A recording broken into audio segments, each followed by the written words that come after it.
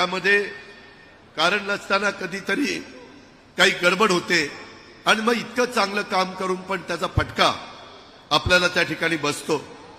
सरकार सोयाबीन, कापूस, कांदा, ऊस या सगळ्याच्या बाबतीमध्ये सकारात्मक आहे। आत्ताच मी त्यांना बोलत असताना ऊसाच्या बद्दल पण एफआरपी गेल्या 4-5 वर्षात कशी वाढली पण एमएसपी कशी वाढली नाही तेही सांगितलं। आता ह्याच आठवड्यामध्ये स्वतः देशाचे पंतप्रधान पण आपल्या महाराष्ट्राच्या दौऱ्यावर येत आहेत, आपले गृहमंत्री पण महाराष्ट्राच्या दौऱ्यावर येत आहेत आणि मगाशी फार बारकाईनं हे सोयाबीन, कापूस, कांदा, ऊस ह्या पिकांच्या बद्दलची माहिती येता येता कृषी मंत्री कसा असावा, नांदेडहून येताना काही शेतकऱ्यांच्या बांधावर थांबून शेतामध्ये त्या शेतकऱ्याची विचारपूस केली, काय तुझं म्हणणं आहे, काय तुला पाहिजे, अशा पद्धतीचा हे कृषी मंत्री आहे। आणि म्हणून शेतकऱ्यांच्या प्रश्नाची जाण असणारा, स्वतः शेतकरी असणारा, अनेक वर्षे एक महत्वपूर्ण राज्याचं नेतृत्व करणारा, या पद्धतीनं शिवराज चव्हाण या परिसरामध्ये आलेले आहेत। मी त्यांचं मनापासून स्वागत करीनच करीन, परंतु या सगळ्या प्रश्नाच्या बद्दल फार काळ लावून चालणार नाही।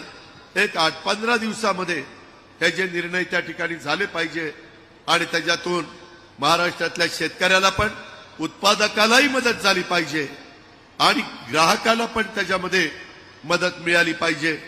आज इथं पाशा पटेल आहेत, सारखं सध्या बांबूच्या लागवडीचा कार्यक्रम मोठ्या प्रमाणावर त्यांनी हातामध्ये घेतलाय। बांबू लावायचा म्हणजे लागवड करायची आणि त्या पद्धतीनं त्यांचं काम चाललेलं आहे। अतिशय पोटतिडकीनं शेतकऱ्यांचे प्रश्न मांडणारा असा हा व्यक्ती आहे आणि ह्या सगळ्यांची मदत घेऊन तुम्ही आपण तिसऱ्यांदा देशाचे पंतप्रधान नरेंद्र मोदी साहेब झाल्यावर खऱ्या अर्थाने सर्वसामान्य शेतकरी वर्गाला इथले वेगवेगळे प्रश्न आहेत ते बरेचसे आमच्या राज्याशी संबंधित आहेत। आम्ही जे गोपीनाथ मुंडे साहेबांच्या नावाने ऊसतोड कामगारांचं महामंडळ केलं, इतर काही वेगवेगळ्या प्रकारचे प्रश्न आहेत ते सोडवण्याच्या करता आम्ही कटिबद्ध आहोतच, पण आज खऱ्या अर्थाने शेतीप्रधान तुमचा माझा देश असल्यामुळं शेतकऱ्यांचं हित पहिलं बघणं हे आमचं कर्तव्य आहे आणि आमच्या माय माऊलींना, आमच्या बहिणींना जो काही आम्ही मान सन्मान दिलेला आहे तो काही आऊट घटकेचा नाही, तो पुढेही 5 वर्ष त्या ठिकाणी आपल्याला ह्या सगळ्या योजना चालू ठेवायच्यात, पण ते सगळं तुमच्या हातामध्ये। जसं आता महायुतीच्या सरकारच्या पाठीशी तुम्ही उभा राहिलाय, आता रानामध्ये पिकं आहेत, पाऊस यंदा बराच झालेला आहे, अजून काही धरणं भरणं बाकी आहे, परंतु बऱ्याच अंशी तिकडची धरणं भरलेली आहे, राहिलेली भरतील कारण यंदा पाऊस काळ चांगला दाखवलेला आहे। आणि हे होत असताना आपल्याला कापूस असेल, सोयाबीन असेल, कांदा असेल, ऊस ठराविक भागामध्ये, परंतु या पिकाला योग्य प्रकारचा मोबदला मिळाला पाहिजे। त्या बाबतीमध्ये आम्ही इथं आल्यानंतर कृषी मंत्री शिवराज चव्हाण साहेबांशी पण बोलत होतो। एकनाथराव शिंदे साहेबांनी पंतप्रधानांना पत्रही तयार केलेलं आहे, ते आता उद्या जाईल। माझी तर शिवराज चव्हाण साहेबांना विनंती आहे, तुम्ही मध्य प्रदेशचा मुख्यमंत्री म्हणून ज्या प्रकारे काम केलं, उभ्या भारताने त्या गोष्टीचं कौतुक केलेलं आहे आणि अनेक वर्ष तुम्ही मध्य प्रदेशचं नेतृत्व केलं। मला आठवतंय कोरोनाच्या काळामध्ये अनेक राज्य अडचणीत आली, परंतु तिथं असणारा कृषीचा दर हा जो काही तिथलं उत्पादन एकंदरीत त्यांनी काढलं त्याला तोड नाही आणि त्याच रस्त्याने आपल्याला पण जावं लागेल। त्याच्याकरता तुम्हाला मला प्रयत्न करावे लागतील। आज इथं आता तसं बघितलं तर पवित्र श्रावण महिन्यात प्रभू वैजनाथाच्या दारी येऊन त्यांचे आशीर्वाद मिळावेत आणि ते त्याचं एक वेगळ्या अशा प्रकारचं समाधान आहे। मराठवाड्याची, बीड जिल्ह्याची भूमी ही देवदेवतांची, संत महात्म्यांची, महापुरुषांची भूमी, भगवान श्री कनकालेश्वरांची, श्री खंडेश्वरांची, मन्मथ स्वामींची, विमलनाथांची ही भूमी, अंबेजोगाईच्या योगेश्वरी देवीची भूमी, कुलस्वामिनी सटवाई देवीची भूमी आणि 12 ज्योतिर्लिंगांपैकी असलेल्या परळीच्या प्रभू वैजनाथाची भूमी, दासोपंत महाराजांची भूमी आहे आणि या समस्त देवदेवतांच्या चरणी मी वंदन करतो. बीड जिल्ह्याच्या महाराष्ट्राच्या विकासासाठी काम करत राहण्यासाठी आमच्या महायुतीच्या सरकारला बळ दे असं साकडं देखील आपल्या सर्वांच्या साक्षीनं मी या देवदेवतांच्या चरणी त्या ठिकाणी घालतो. ज्या आपण परळीमध्ये आलोलो आहे त्या प्रत्येक वेळेस मला स्वर्गीय गोपीनाथ मुंडे साहेब आणि स्वर्गीय पंडित अण्णांची आठवण येतेच. आज हा कृषी महोत्सव ज्या जागेमध्ये होतोय तिथं पंडित अण्णांनी कृषी उत्पन्न बाजार समितीच्या सभापती असताना मार्केट कमिटी त्या ठिकाणी त्यांनी घेतली. त्यामुळे कृषी महोत्सवाच्या सभा मंडपाला देखील पंडित अण्णा मुंड्यांचं नाव देण्यात आलेलं आहे आणि ते अतिशय योग्य, अतिशय समर्पक असं आहे. पंडित मुंडे अण्णांनी प्रगतिशील शेतकरी आणि त्यांच्या नेतृत्वाखाली मार्केट कमिटीचं अतिशय चांगलं काम केलं आणि मी परळीत आल्यानंतर माझी आणि स्वर्गीय पंडित अण्णांची जेव्हा भेट व्हायची त्यावेळेस प्रत्येक वेळेस ते माझ्याशी राज्यातल्या शेतीबद्दल, शेतीच्या प्रश्नाबद्दल बोलत असायचे. त्यांनी कधी मला धनंजयच्या भवितव्याबद्दल आणि करिअरबद्दल विचारलं नाही, त्यावर कधी त्यांनी चर्चा देखील त्या ठिकाणी केली नाही. पंडित अण्णा हे हाडाचे शेतकरी होते. शेतीबद्दल आणि शेतकऱ्यांच्या बद्दल त्यांच्या मनामध्ये एक जिव्हाळा होता, त्यामध्ये प्रेम होतं. आज त्यांचा मुलगा धनंजय हा राज्याचा कृषी मंत्री म्हणून चांगल्या प्रकारे काम करतोय आणि आज स्वर्गीय अण्णा असते तर त्यांना देखील खूप आनंद झाला असता की माझा मुलगा आज कृषी मंत्री म्हणून काम करतोय. परंतु काळाच्या नियतीच्या पुढं तुमचं माझं कुणाचं काही चालत नाही. स्वर्गीय गोपीनाथ मुंडे यांनी देखील राज्याचा उपमुख्यमंत्री, राज्याचा गृहमंत्री अशी चमकदार कामगिरी केली. विरोधी पक्ष नेते म्हणून अतिशय उत्तम कामगिरी केली आणि नंतर केंद्रात काही काळ ते ग्रामविकास मंत्री होते. मुंडे साहेब शेतकरी आणि कष्टकऱ्यांच्या प्रश्नासाठी नेहमी तळमळीनं काम करणारे मोठे नेते होते. मला आठवतंय मुंडे साहेब एकदा कोणत्या तरी जाहीर कार्यक्रमामध्ये म्हणाले होते की मला देशाचा कृषी मंत्री म्हणून काम करायचंय. दुर्दैवाने ते देशाचे कृषी मंत्री होऊ शकले नाही, परंतु आज त्यांचा पुतण्या धनंजय राज्याचा कृषी मंत्री झाला आणि खऱ्या अर्थानं मुंडे साहेबांचं अधुरं राहिलेलं स्वप्न काही प्रमाणामध्ये धनंजय पूर्ण करतोय, या गोष्टीचा मला अभिमान आहे.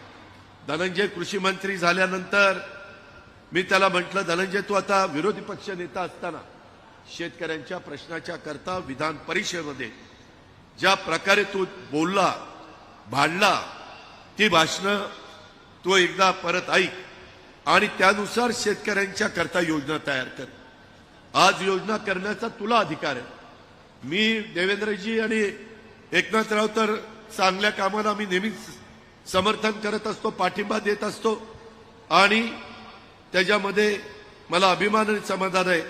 धनंजय अतिशय चांगल्या प्रकारे कृषी मंत्रालयाचा कारभार सांभाळतोय आणि एकेकाळी मोर्चामध्ये ज्याच्यामध्ये धनंजय राज्याचा प्रमुख होता आणि शिवराजसिंह चौहान देशाचे प्रमुख होते आणि आज ते देशाचे कृषी मंत्री आणि राज्याचे हा कृषी मंत्री अशा पद्धतीने पुन्हा एकदा त्यांची जवळीक आलेली आहे.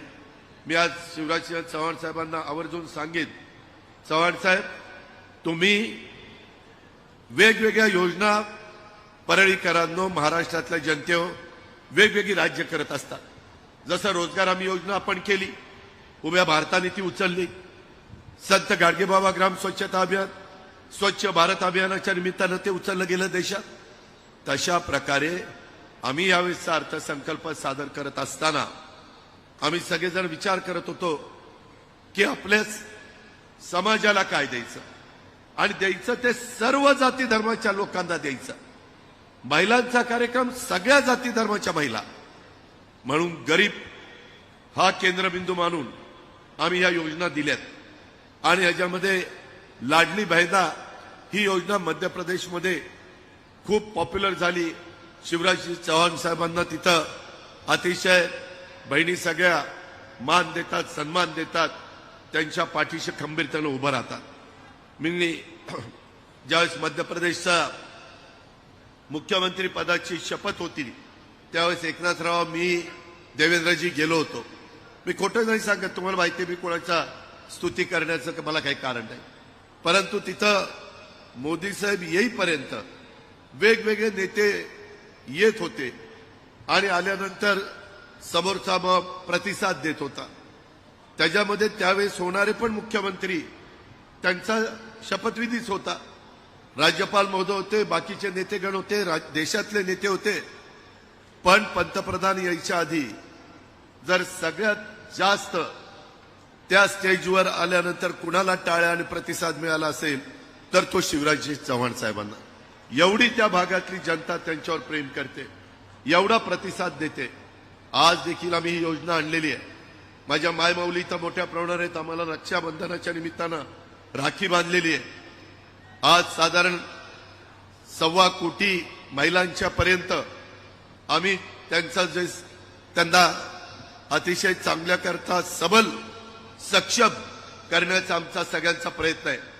आणि त्या प्रकारे त्यांच्या अकाउंटला तशा पद्धतीनं ते मानधन गेलेलं आहे. त्याच्यामध्ये विरोधक टीका करतात, मी तर ठरवलेलं आहे इथून पुढे विरोधकांच्या टीकेला उत्तर द्यायचं नाही. आपला विकास, आपला कार्यक्रम, आपल्या योजना, महायुतीनं आजपर्यंत केलेलं काम एवढंच आपण जनतेला सांगायचं, तेवढं भरपूर आहे. आणि त्याच्यामुळं ही लाखो, माझ्या 2.5 कोटी आमचं टार्गेट आहे, 2.5 कोटी महिलांना हा सगळा लाडकी बहिणाचा कार्यक्रम पोचवायचा आणि त्यांना निश्चितपणे आर्थिक बाबतीमध्ये सक्षम करायचं. आज इथपर्यंत आम्ही थांबलो नाही. 1 कोटीपेक्षा जास्त आपल्या शेतकऱ्यांना 1 रुपयात आपण पीक विमा देतोय. 44 लाख शेतकऱ्यांना 3 हॉर्सपॉवर, 5 हॉर्सपॉवर, 7.5 हॉर्सपॉवर तुमच्या मोटारचं इथून पुढे लाईट बिल भरायचं नाही. हा एक महत्वाचा निर्णय शेतकऱ्यांच्या करता घेतलाय. हे शेतकऱ्यांचं सरकार आहे, हे सर्वसामान्यांचं सरकार आहे, हे आपलं सरकार आहे. त्याकरता सगळ्यांनी मिळून मिसळून यामध्ये काम करायचंय. आमच्या काही लाखो शेतकऱ्यांना दुधाला 5 रुपये लिटरला अनुदान हे आपलं राज्य सरकार देत आहे. आणि त्याच्यामध्ये 52 लाख कुटुंबियांना 3 गॅस सिलेंडर वर्षाला आपण मोफत देतोय. 52 लाख कुटुंबियांना. मला मुख्यमंत्री महोदय, त्याला आपण अन्नपूर्णा म्हणून नाव दिलंय. अजून महिलांना, महाराष्ट्रातल्या लोकांना अन्नपूर्णा म्हणून ते नाव एवढं पचनी पडेना. आपण त्याच्यामध्ये 3 मोफत गॅस सिलेंडर असं काहीतरी नाव त्याला दिलं पाहिजे, त्याशिवाय ते सर्वपर्यंत पोहोचणार नाही. आणि आमच्या गरिबांच्या मुलींना शाळेमध्ये, कॉलेजमध्ये जाण्याच्या करता मोफत शिक्षण गरिबांच्या हे देण्याचा निर्णय आपण घेतलेला आहे. मला आता आमचे देशाचे कृषी मंत्री, आमच्या राज्याचे मुख्यमंत्री आणि उपमुख्यमंत्री या सगळ्यांना सांगायचं की यंदा पाऊसकाळ बरा असल्यामुळं सोयाबीन, कापूस अतिशय चांगल्या पद्धतीची पिकं आहे. कांदा आहे, ऊस आहे. आता कांद्याला, टोमॅटोला भाव बरा आहे. परवा मी निपाडलाही गेलो होतो, काल परवा जुन्नरलाही गेलेलो होतो. पण आपल्याला काही करून अमितभाई शाह, शिवराजजी चव्हाण, पियुष गोयल आणि नितीन गडकरींची पण मदत घेऊन मुख्यमंत्रीजी, उपमुख्यमंत्रीजी आपल्याला यांना सगळ्यांना, महाराष्ट्रातल्या कांदा उत्पादक शेतकऱ्यांना सांगावं लागेल. आता केंद्रात 3ऱ्यांदा आमच्या विचाराचं सरकार आलंय. आता आम्ही कांदा निर्यात बंदी करणार नाही असं एकदा महाराष्ट्रातल्या जनतेला सांगण्याची वेळ आहे.